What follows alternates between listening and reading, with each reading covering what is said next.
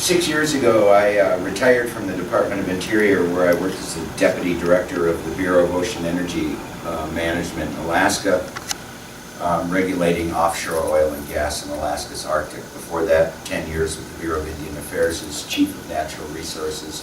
Before that, Supervisor of Hazardous Waste Operations for the largest military-industrial complex in the world. And before that, 20 years in the United States Navy as a Navy aquanaut and explosive ordnance disposal mobile unit diver. I've been in the environmental field, the natural resources field, for a long, long time. I came home from Alaska to the place where I was born, the Lance Indian Reservation. And as Bert said, I don't speak for the Keweenaw Bay Indian Community. I happen to be 20 years past the life expectancy of an Indian male on many Indian reservations in this country. I might get to the reason for that here in a second.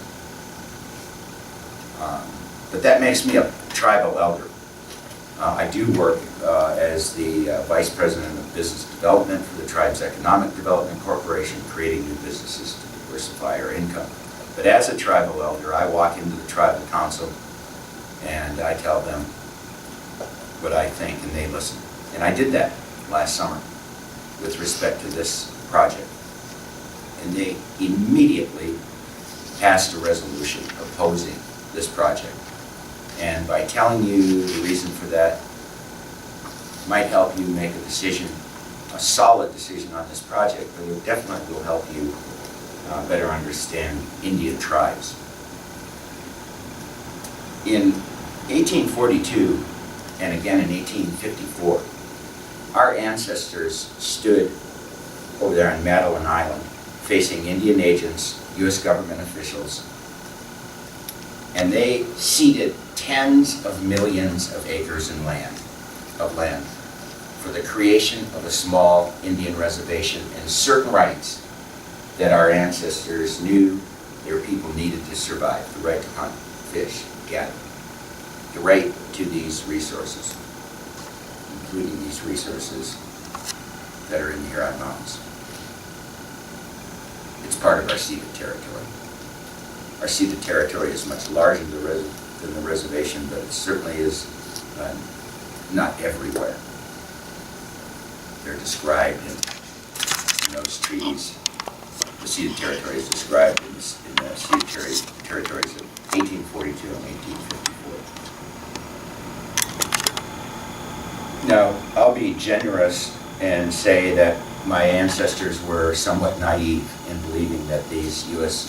citizens would care for that land like they had. What really happened was, for 7 generations after that, after signing those treaties, they weren't U.S. citizens. It took 70 years before they gained citizenship. I don't think they knew the value of citizenship. So for 7 generations, or for 70 years, 7 decades, half of 7 generations, Indians all around the Great Lakes stood while they clear-cut practically everything, polluted damn near everything with massive destructive mining activity and irresponsible manufacturing activity.